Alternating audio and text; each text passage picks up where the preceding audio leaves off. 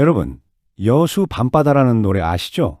낭만적인 그곳의 밤을 진짜로 밝혀주는 건 사실 관광지의 조명이 아닙니다. 바로 대한민국 경제를 지난 50년간 지탱해온 심장, 여수 국가산업단지의 불빛입니다. 24시간, 365일, 단 한순간도 멈추지 않고 돌아가던 이곳의 거대한 파이프라인들이 지금 멈추고 있습니다. 마치 심정지가 온 것처럼 말이죠.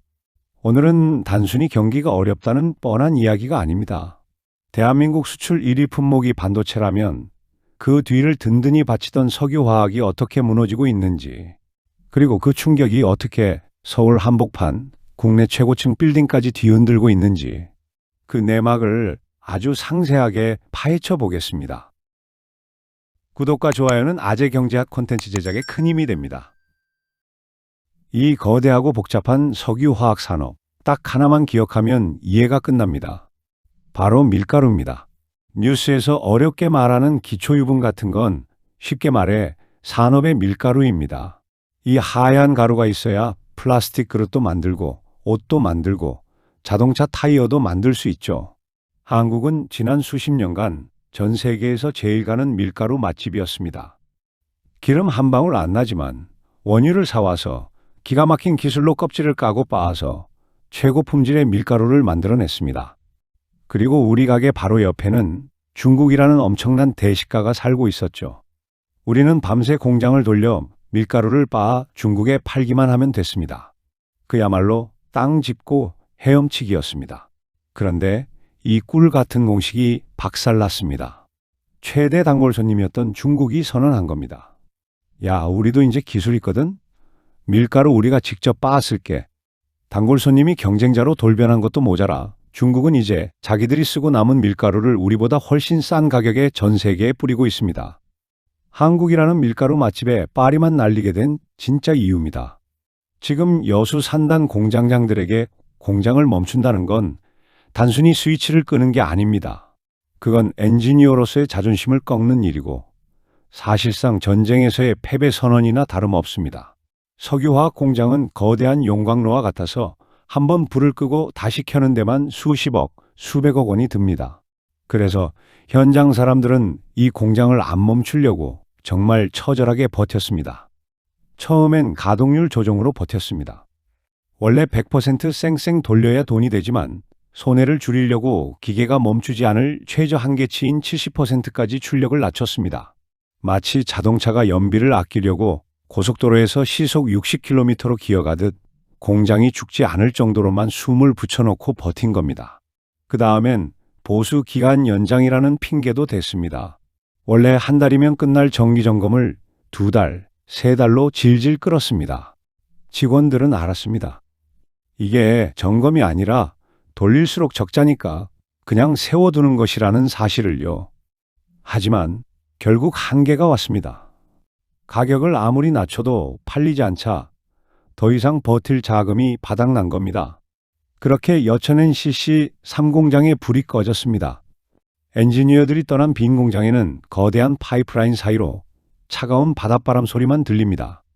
도대체 왜 이렇게까지 된 걸까요? 한국 기술이 부족해서? 아닙니다. 아주 쉽게 햄버거 가게의 비유에 설명해 드리겠습니다. 한국이라는 가게는 햄버거 패티를 만들 때 최고급 소고기를 사와서 씁니다. 우리는 기름이 안 나니까 해외에서 비싼 원유를 수입해서 거기서 뽑아낸 나프타, 즉 NCC를 원료로 쓰거든요. 그런데 경쟁자인 미국과 중동 가게를 볼까요? 얘네는 패티를 뭘로 만들까요?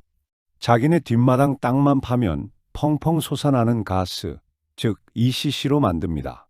가스는 기름보다 훨씬 압도적으로 쌉니다. 옛날에는 기름값이 쌀 때라 비벼볼 만했습니다. 하지만 유가가 오르고 전쟁이 나면서 원유 가격이 미쳐 날뛰기 시작했습니다.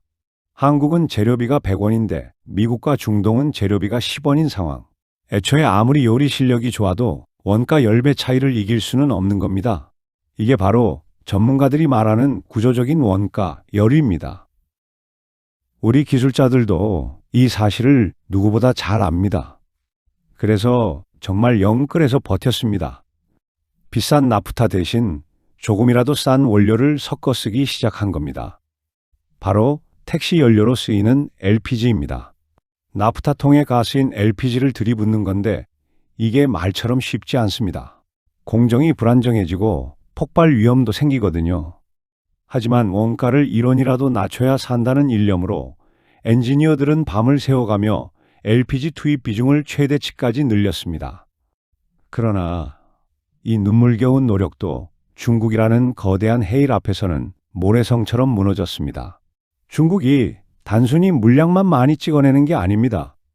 중국은 아예 게임의 룰을 바꿔버렸습니다. 혹시 COTC라고 들어보셨나요? 전문 용어지만 이것만 알면 어디 가서 아는 척하기 딱 좋습니다. 원래 석유화학 제품 하나를 만들려면 꽤 번거로운 과정을 거쳐야 합니다. 먼저 해외에서 새까만 원유를 사와서 정유 공장에 넣습니다. 거기서 기름을 끓여 휘발유, 경유 같은 걸 뽑아내고 화학 원료인 나프타를 따로 걸러냅니다. 그럼 이 나프타를 다시 파이프를 통해 화학 공장으로 옮기고 거기서 또다시 끓이고 분해해야 비로소 우리가 쓰는 제품이 나옵니다. 공장에서 공장으로, 기계에서 기계로 옮겨 다니는 이 복잡한 환승 과정마다 전부 비용이 들고 에너지가 낭비되겠죠. 그런데 중국이 도입한 COTC 기술은 이 모든 과정을 파괴했습니다. 원유를 공장에 집어넣으면 정유 과정을 하이패스처럼 건너뛰고 곧바로 화학 제품이 쏟아져 나옵니다. 쉽게 말해 소를 잡아서 정육점을 거치지 않고 곧바로 스테이크로 만드는 기계를 개발한 셈입니다. 공정이 단순하니 가격은 미친 듯이 싸고 생산 속도는 빠릅니다. 중국의 최신 공장들이 이 사기적인 기술로 무장하고 1년 365일 풀가동을 돌리며 물건을 쏟아내고 있습니다. 비싼 재료 사와서 복잡하게 만드는 한국 공장들이 이길 수 있는 상대가 아니었던 겁니다. 여수 앞바다에서 시작된 이 쓰나미는 순식간에 400km 떨어진 서울 잠실, 대한민국 최고층 빌딩까지 덮쳤습니다. 얼마 전 대한민국 재계를 발칵 뒤집어 놓은 롯데월드타워 담보 제공 사건. 이게 왜 충격적인지 가족 이야기로 풀어서 설명해 드릴게요. 롯데그룹이란 대가족에게는 아주 든든한 맏형이 있었습니다. 바로 롯데케미칼입니다. 이 형은 지난 수십 년간 밖에서 돈을 쓸어 담아와서 동생들, 즉 유통, 건설 등의 용돈도 주고 집안 살림을 도맡았습니다. 그룹의 현금 창출원이었죠. 그런데 이 맏형이 병이 난 겁니다. 중국이라는 강력한 경쟁자에게 치이고 원가 경쟁에서 밀리면서 돈을 벌어오기는커녕 빚쟁이들에게 시달리는 신세가 됐습니다. 과거에 사업한다고 빌린 돈이 수조 원인데 이익이 안 나니까 은행들이 쳐다보는 눈빛이 싸늘해집니다. 당신네 형, 돈 못 갚을 것 같은데 지금 당장 갚으라고 할까? 결국 집안 어른 지주사가 나섭니다. 은행장님들, 우리 맏형 아직 안 죽었습니다. 정 불안하시면 우리 집안의 보물 6조 원짜리 롯데월드타워를 담보로 잡으세요. 됐죠? 대한민국의 랜드마크가 결국 병든 석유화학 산업을 지키기 위한 방패막이로 쓰인 겁니다. 이 상징적인 사건 하나가 말해줍니다. 지금의 위기는 단순히 공장 몇 개 멈추고 끝날 일이 아니라는 것을요. 여기서 잠깐 혹시 이런 생각 드시나요? 아니, 경쟁력 없으면 도태되는 거지. 대기업 걱정을 내가 왜 해? 하지만 여러분, 석유화학이 무너지는 건 단순히 재벌기업 몇 개가 망하는 문제가 아닙니다. 대한민국 제조업 전체의 혈관이 터지는 것과 같기 때문입니다. 우리가 자랑하는 반도체, 세척할 때 쓰는 고순도 화학약품이 어디서 올까요? 세계 1등 자동차, 그 내장재와 타이어는 누가 만들까요? 전부 우리 석유화학 기업들이 공급해 왔습니다. 만약 국내 기반이 무너져서 이 소재들을 전량 중국 수입에 의존하게 된다면 중국이 우리 물건 안 팔아 하고 잠가버리는 순간 한국의 반도체 공장, 자동차 공장도 덩달아 멈춰서게 됩니다. 2021년 요소수 사태처럼 말이죠. 즉, 국가 경제의 목줄을 남의 손에 쥐어주는 꼴이 되는 겁니다. 게다가 여기엔 수십만 명의 좋은 일자리가 걸려 있습니다. 단순히 공장 근로자뿐만 아니라 연구원, 물류기사, 주변 상권까지 이 산업이 무너지면 우리 경제를 떠받치던 거대한 중산층 기반이 송두리째 흔들리게 됩니다. 그래서 우리는 반드시 살아남아야 합니다. 그냥 버티는 게 아니라 대체 불가능한 존재가 되어야만 합니다. 동네 분식집 라면, 즉 범용 플라스틱으로는 더 이상 대형 프랜차이즈 중국을 이길 수 없습니다. 우리가 살 길은 오직 하나, 중국이 흉내내지 못하는 최고급 코스 요리, 즉 스페셜티 소재로 가는 겁니다. 스페셜티? 그게 뭔데? 어렵게 생각할 것 없습니다. 중국이 1,000원짜리 다이소 물건을 찍어낼 때 우리는 백화점 명품을 팔겠다는 겁니다. 우리나라가 지금 목숨 걸고 만들고 있는 돈 되는 물건 3가지. 첫 번째는 30년 동안 안 찢어지는 투명 랩입니다. 태양광 패널, 한번 지붕에 올리면 비 맞고 눈 맞으면서 30년은 버텨야 하잖아요? 이걸 보호하려고 비닐랩 같은 걸 씌우는데 일반 비닐은 몇 년 지나면 누렇게 변하고 찢어집니다. 그럼 전기 생산도 꽝이죠. 근데 한국이 만든 이 투명 랩은 충격을 받아도 고무공처럼 튕겨내고 30년이 지나도 새 것처럼 투명합니다. 중국이 흉내 내려다 포기한 기술이죠. 이 랩 한 장 차이로 태양광 효율이 완전히 달라집니다. 두 번째는 배터리 고속도로 CNT입니다. 전기차 배터리 안에는 전기가 다니는 길이 있습니다.